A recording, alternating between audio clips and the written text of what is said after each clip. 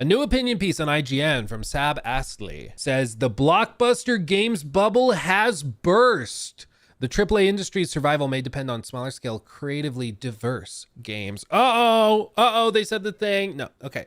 Here's the thing as we go through this real quick. The obvious headline on this, like they have a picture of Concord front and center, so it's clear like maybe they're suggesting that is part of what caused this. But I think we have to be more precise because Blockbuster, there's kind of two potential interpretations of the term that we'll get into. But I think historically, video game publishers and these executives have thought if we spend $200 million on a game, it'll be successful because we spent $200 million on it. Kind of like that Marvel approach where they're like, hey, we made a superhero movie and spent a lot of money on it, so it'll make $1 billion, right? And that was kind of true for a while. Like for probably 2014 through 18, almost everything they put out did like $1 billion and just printed money. And they weren't even particularly good movies. They could just do whatever and it would just make tons of money.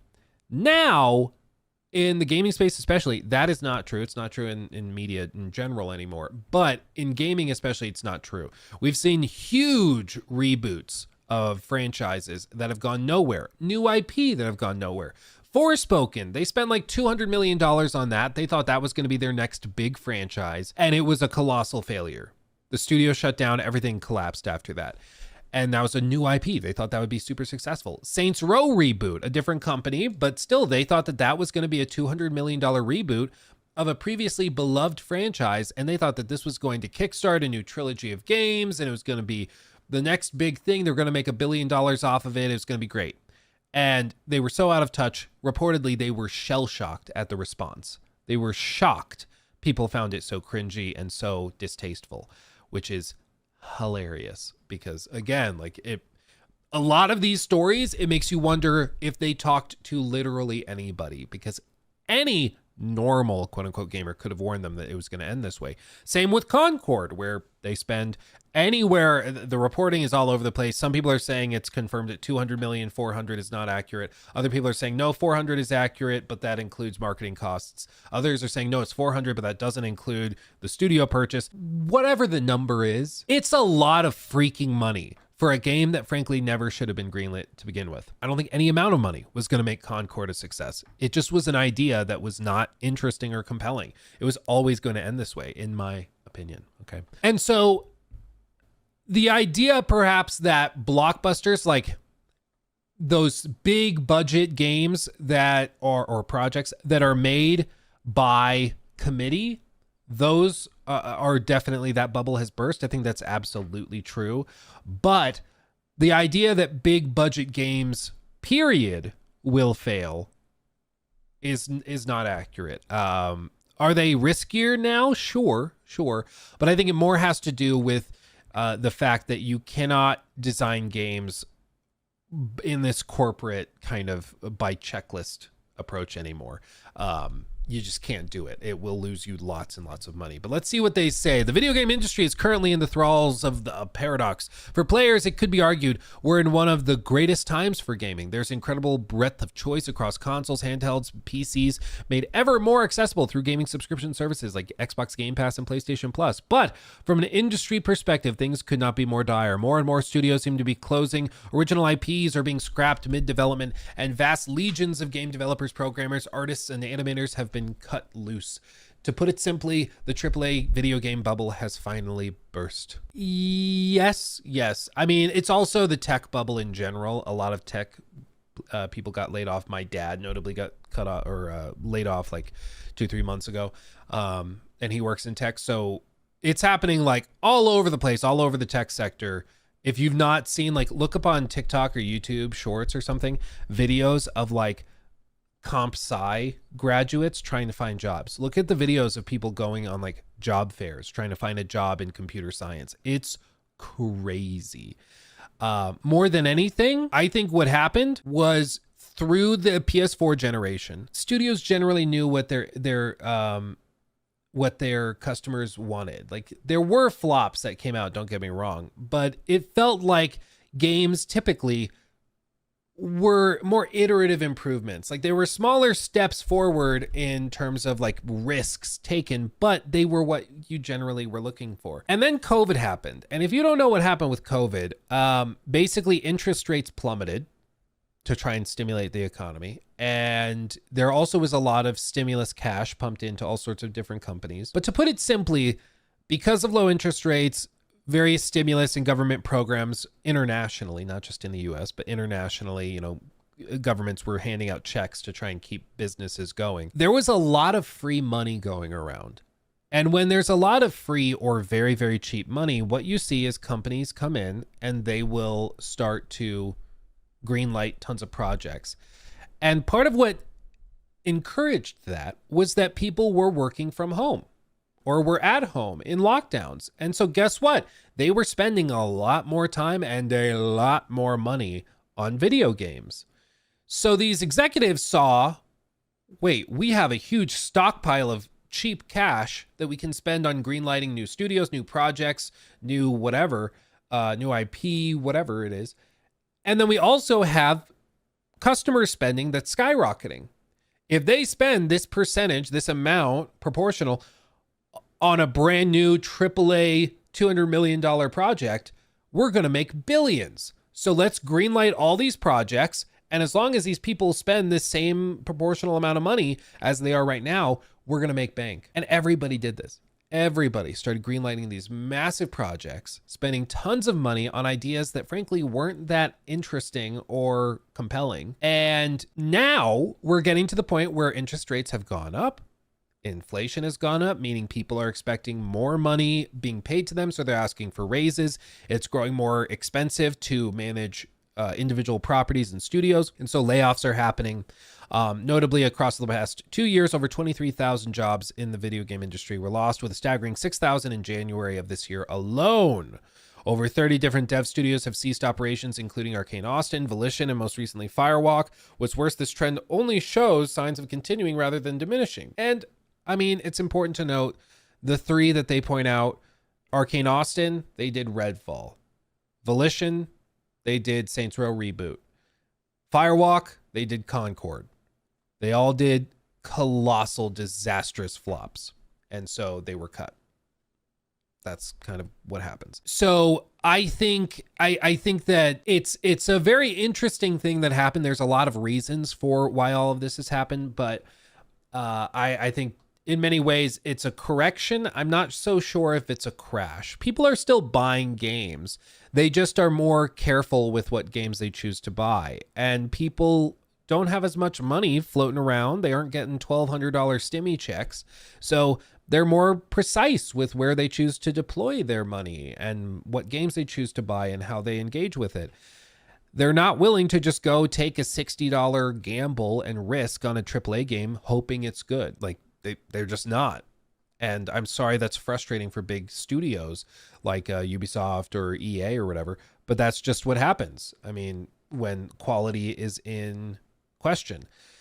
So again, I'm not so sure if I will say that it's a crash or like a bubble popping. If anything, it seems to me more like a correction where the very special circumstances of the COVID era are now being kind of fully phased out. And it's clear you can't just make any video game with cheap money and expect it to be successful. Like, it just doesn't work that way. Just 5 years ago, AAA projects' average budget ranged from 50 to 150 million. Today, the minimum average is 200 million. Call of Duty's new benchmark is 300 million per release, with Activision admitting in the Competition and Market Authority report on AAA development that now it takes the efforts of 1.5 studios just to complete the annual Call of Duty title.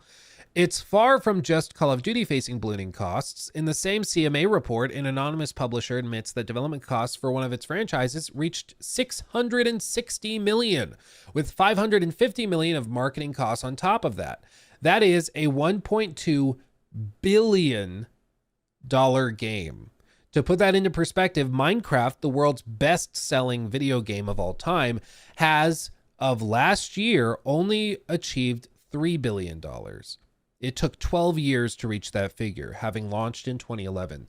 The realities of these budgets mean entire publishing houses are massively overstretched and are now desperately facing the consequences. If their developers' huge projects don't make money immediately, they must die. Sega's sci-fi shooter super game, Hyenas, was in development at Creative Assembly for 7 years, and just as it was publicly playable for the first time via alpha testing, it was canceled. The reason? Sega preemptively concluded Hyenas couldn't make its money back, which it's funny that it took one alpha playtest to realize that, when most people probably could have told you that. But anyway, Blizzard's survival project Odyssey had a similar trajectory. Odyssey would have been the studio's first new IP in 8 years, and given the market's love for games like Minecraft and Rust, such a game titan should have undoubtedly made waves with this project. When Microsoft acquired Activision Blizzard, though, the project was swiftly killed with little reason publicly given beyond inconveniences and switching engines to increase player count on the servers. Oops. The current AAA publishing cull reflects a deep-rooted fear to engage with anything new and original. I think a lot of it is, it's not necessarily new and original. It is that they don't know what players really want.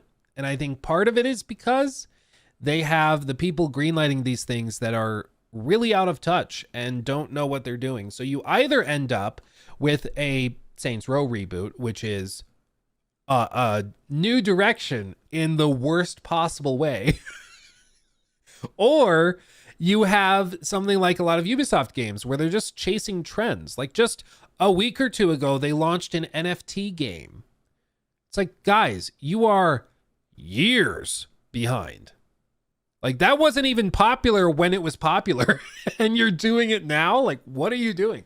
So I don't think it's necessarily a fear of just new original stuff. I think it's a fear of, it's born out of a lack of confidence in their ability to develop quality stuff. Because what do you see on the flip side? Like you see Larian spending millions and millions and millions and millions of dollars on their next project. You see CDPR doubling down. They're hiring more people. They're opening new studios because they know what they're doing and they're very confident they know what players want and that they can deliver on it.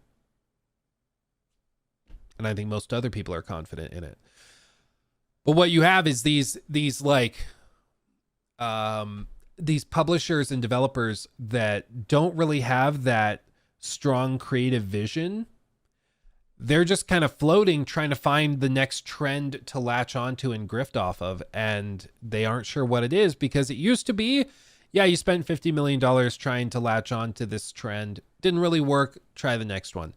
Nowadays, games are so expensive to make. You can't have a failure. Like you literally cannot afford to fail even once.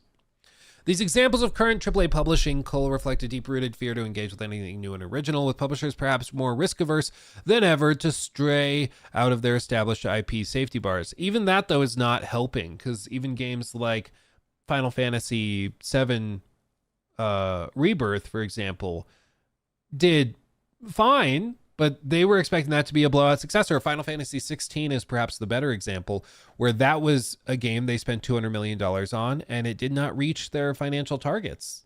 Like, that's an established franchise, one of the most recognizable franchises in the industry, and it didn't work. Like, it just didn't connect with people for whatever reason. So it's not even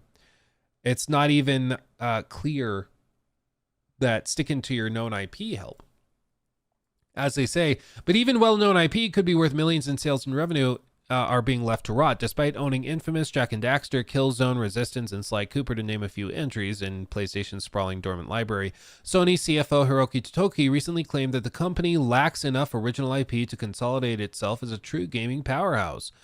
I think it's how they value these franchises, and I hate to be this guy, but for modern 2024 gamers, I don't think Jak and Daxter has that much brand value. I know for some people it's very nostalgic, but I don't think like a reboot of Jak and Daxter all of a sudden magically blows up.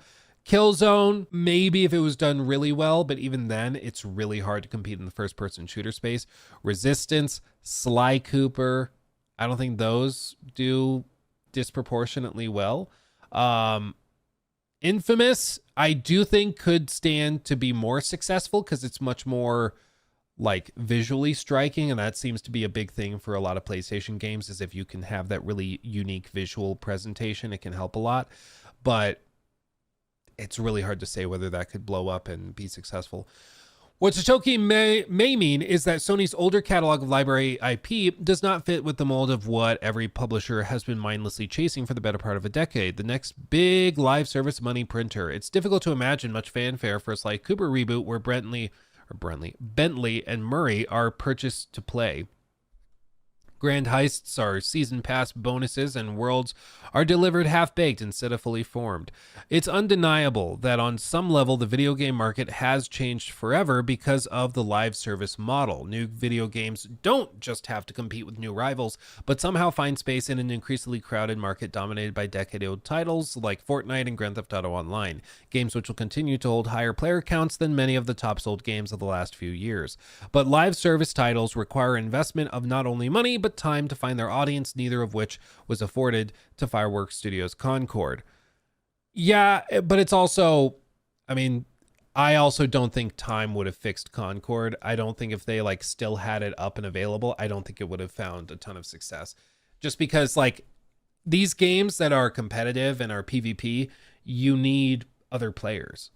And already when I played it at launch, there was a problem where there weren't enough players to even like matchmake quickly. We had one where we were trying to get into their like second or third different game mode, and matchmaking timed out like on launch day because there weren't enough players playing it. Like if at that point you're screwed. Could easily fix that with bots though.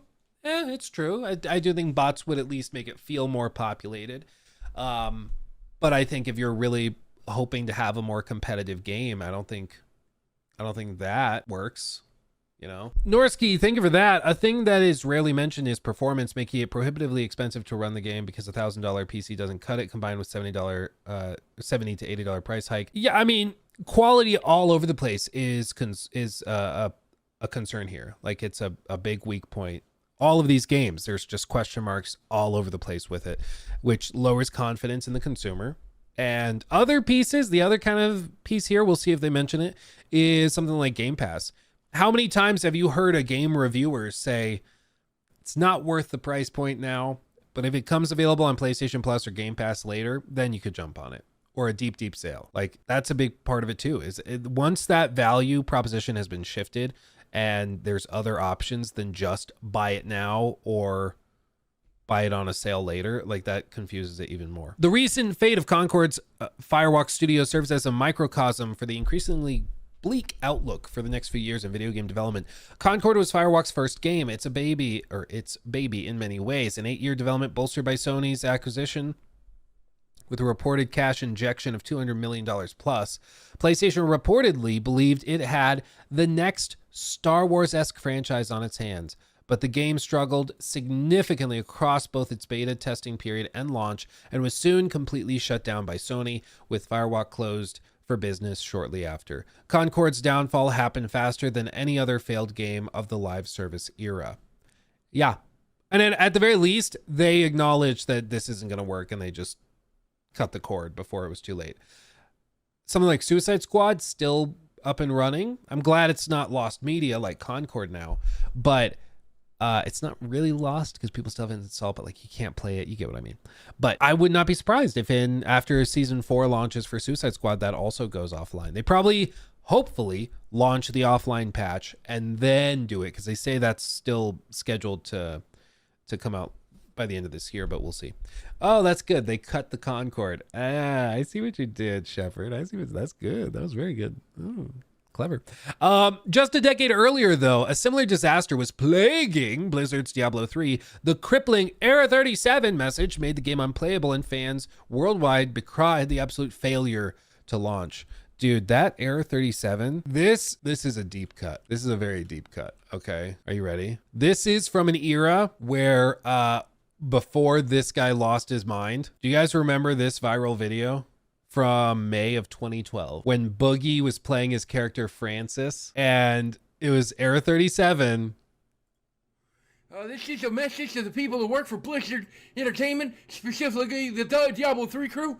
I wasn't going to make a video today because I didn't think anybody'd see it. I thought everybody'd be out playing Diablo 3, and I thought I would be playing Diablo 3, you'd be playing Diablo 3, but nobody's fucking playing Diablo 3!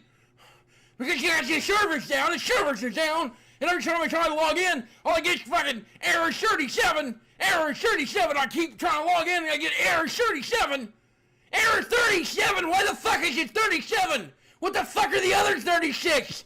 Shouldn't this be error number 1? Error number 1, I can't log the fuck in! Holy Old school boogeyman before he totally went insane. Wow. Yeah, that video did 5 million views last year. 5 million views in 12 years. That's crazy. A different era. Tell you what. But that era 37, that's what that made me think of. Which is why I think it's important for us to remember that, like, we have recency bias where it feels at any given moment that the world is ending and like things are worse than ever before. You know, it's standard affair. Pretty typical. Like, I'm sure we all have parents like that, you know, like growing up, your parents were like, yep, it's only a matter of time before the revolution starts. They're like, honestly, I think World War III is right around the corner. Every single time.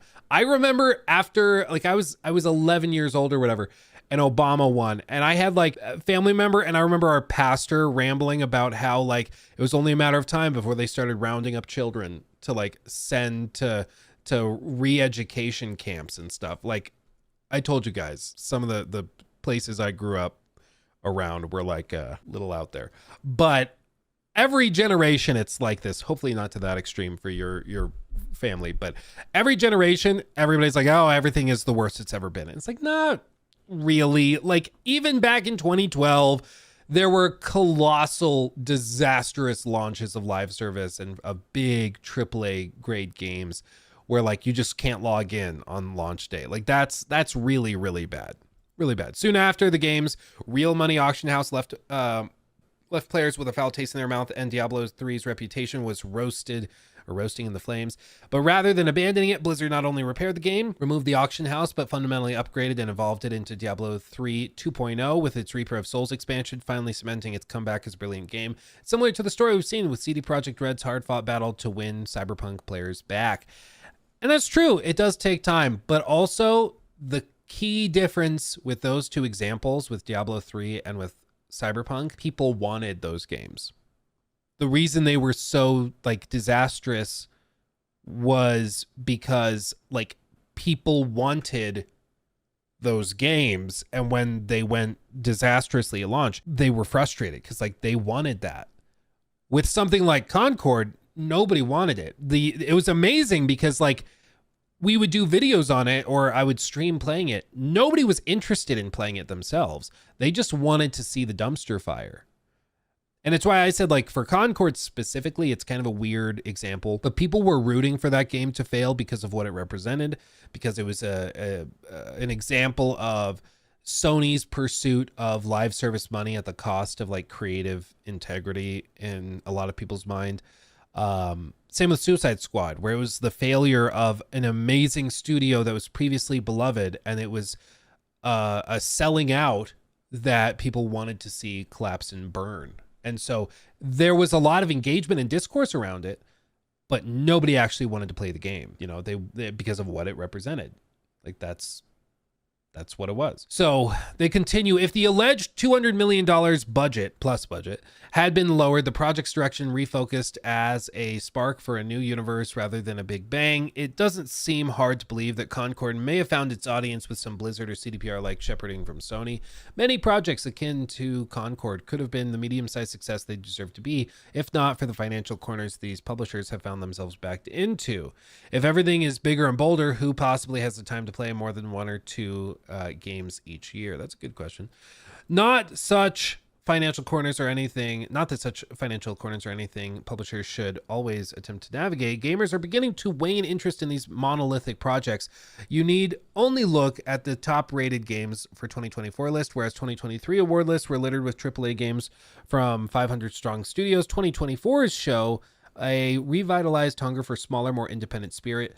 Arcade machine throwback UFO 50, Metroidvania-esque Animal Well, poker roguelike Bellatro, or Bellatro, I don't know how you pronounce it, and text-based pixel adventure, The Crimson Diamond are just some of the games you'll see appearing again and again on these lists. Despite their numerous differences, they share a commonality, a smaller, more refined experience that recalls earlier eras of gaming where marriages of mechanics and storytelling were key through technological craftiness rather than literal country-sized game worlds. The nostalgia they create for older video game generations are central to the heart of their creation. They just want you to pick them up and have a good time now and again. The slow but increasingly clear pivot of video game audiences to potential indie game renaissance is a clear message to publishers that if everything is bigger and bolder, who possibly has time to play more than 1 or 2 games each year? But perhaps more than anything, it feels like these big studios, at least to me, it feels like a lot of these studios are not interested in creating games that I want. They're interested in creating games that they think I should want, you know? It's like the old example of like, who asked for this? Why did you think I'd like this? Suicide Squad being the main example here, where they had a very, very easy layup to just make playable characters that people were interested in. But instead they create characters and a story and a campaign nobody asked for. Like, oh, you love this, you love Batman? We're gonna literally shoot him in the face. You love the Flash? Cool. We're gonna kill him and then literally piss on his dead body. You think I'm making that up? You didn't watch the cutscenes from Suicide Squad. I am not joking. That happens in the game. It's craziness. And I know people, you know, you might throw out the term woke, you might throw out the term virtue signaling or toxic positivity, whatever the cause of it is. There has been a pivot where people that are making these huge multi-$100 million games, they either don't care what the core fan base and player base and what their customers want, or they have active contempt for what you want, and they're going to give you something they think you need instead, which is what's particularly insulting. It's like, oh, you find this character obnoxious and annoying? Sounds like a you problem. It's like, no, maybe they just suck. Maybe they're just not interesting. Maybe you're the problem, and that's why nobody bought it. Bust a nut. Don't these publishers have market research teams? What data were they analyzing? This all goes back to a core problem that has plagued not just video games, but also TV and movies and everything. It's even seeped into like our politics. So, and I don't want to get like super political because I'm a gaming YouTuber and nobody should care what I think about politics. But there's been a premise for years has been that you have all these little bubbles of people. You have the white guys. You have the college white woman. You have Hispanic women. You have black women. You have Hispanic men. You have the gay population. You have transgender players. You have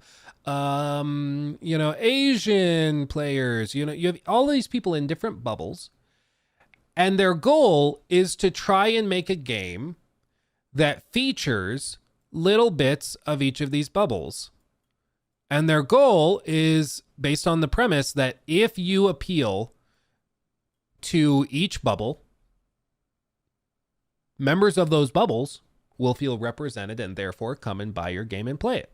That's like Saints Row Reboot, where all of a sudden it was like, they had this thing where they're like, oh, all the characters are young adults who are fresh out of college and have student loan debt, eat the rich. I can't afford my own apartment. I have to live with roommates. Isn't that relatable, fellow kids?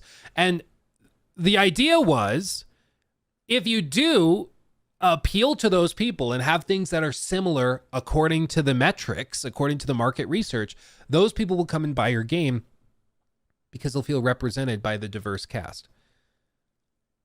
The problem is, at least in video games, it seems, people don't give a shit if they're represented. They want to play as a big, crazy, Greek god killing other gods. They want to go and play as an alien hunter going and exploring space. They want to play as just some dude in a zombie apocalypse, even though zombies are not, you know, super represented or whatever. It doesn't matter. They want to go and play that. They want escapism. They want to play a game and get away from reality. They don't want to play a microcosm of reality.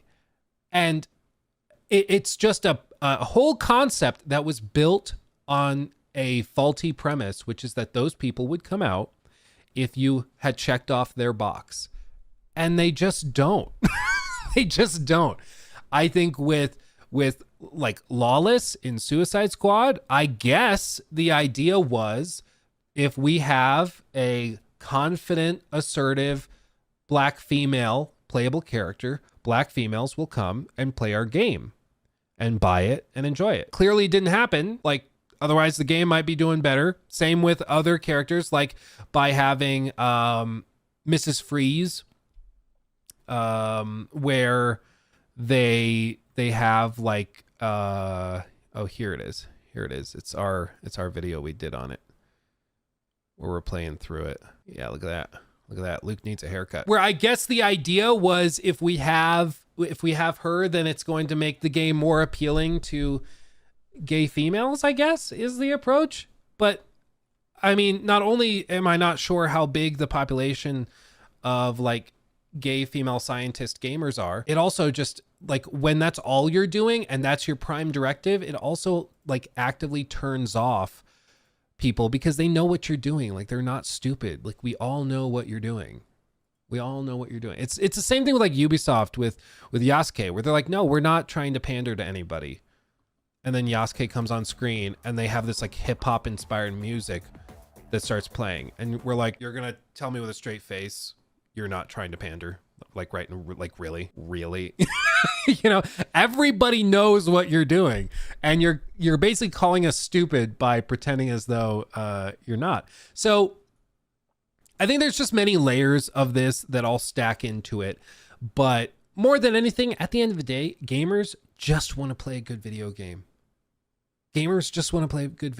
It doesn't matter what the playable character is. It doesn't matter what or like what the bad guy looks like, or what they sound like, what their accent is, what amount of melanin they have in their skin. It doesn't matter. They just want to play a good video game. And if that video game happens to have a diverse cast, cool. Maybe that's even like bonus points. It's like, oh, it's a really good game and it has a really diverse cast. Awesome. Cool.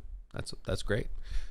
But you got to get that first part right. You got to get the good game right. And it feels like so many of these big launches have been built around the presumption that you don't really have to worry about that. You can put the other thing, you can put the cart before the horse. You can focus on how many people we've appealed to, how many different bubbles we've captured. And then the video game part of it comes after the fact, which is why, like, for Lawless as a playable character in Suicide Squad, Lawless's whole thing is like gravity manipulation, where like she can like open black holes and stuff.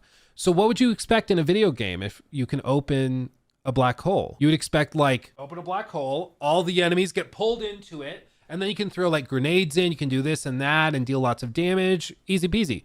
But what does she do? It's just a gigantic grenade. She like tosses it down and it blows up. That's her black hole ability. It's like gameplay and the game side of this was such a low priority. You wrote in this other stuff where she's like manipulating black holes and gravity and stuff, but the gameplay was such a low priority, you didn't even put that in the game. You just reskinned a grenade. Like, it's so stupid. And it's frankly not surprising that so many of these games that don't prioritize gameplay and the game first end up really, really struggling. And I think for a lot of people, the feeling has been that these big studios, they don't really care about the game first. They're trying to design something by committee or whatever else, and they thought they could just do it that way, but whoever their advisors are, their directors are, their executive marketing people are, they clearly have no idea what they are doing. So So long, I mean, is this good for the player? So long as the shift now goes from just throw money at whatever, and as long as our marketing team says we're appealing to the widest group of people, as long as we move away from that, because that clearly doesn't make good video games, and we're moving towards prioritizing quality first and foremost, then it's a win. And this is why, like, the free market, it can be a very powerful thing. It's why I've said before, I'm not too worried about like activist writers and stuff in the industry, because they tend to not be good writers, which is why they're not writers. They're activists first. Like, if they were good writers, they would just be writers. But if they're activists in the role of a writer, they're probably not great writers. And so you get games like Dustborn, which are hilariously terrible, that lose tons and tons of money. So in general, like, they tend to equalize themselves because the free market punishes crap and tends to reward quality in the long run. So I think we're seeing, you know, a big correction where a lot of this stuff and the reckless spending and greenlighting of projects that happened right before COVID and then right after COVID and during, I think a lot of that's coming to an end, and the industry is going to look a lot different in 3, 4, 5 years when we start to see the games that are coming out after this kind of culling of really crappy projects. And I, for one, can't wait for it, because I think start of next generation, we're going to start to get some games that feel much more like the early 2010s. I think you're going to see a return to that type of thing. And you're already seeing groups and some of those like activist types starting to freak out because they feel like this might swing the pendulum the other way, where it's like games will start to go back to everybody's, you know, ripped and super vascular and masculine, and then all the women are wearing, you know, dressed like Tifa. And I don't think we'll go quite that far like the late 2000s, but I do think you'll start to see a lot of these studios trying to play up the core audience a lot more, which historically in the gaming industry, it tends to be a lot of young men, and they're going to really try to lock that in. Because shocker, when most of your customers, like 90+% are young men, and by some metrics, for some games, it's like 98% young men. If those people feel like you have disdain for them, they're not going to buy your game. And that's kind of what happened with Suicide Squad. And I mean, you shouldn't be surprised when that happens. Clem, thank you for the 5. I'm an exterminator and I felt very represented in Space Marine 2. It was nice. Yeah, who knew? Who knew that was like the... They're like, yeah, our game mainly is targeting, exterminators, and we're really trying to appeal to people who hate bugs. Oh yeah, oh see, that's very positive, very uplifting. He took my thing.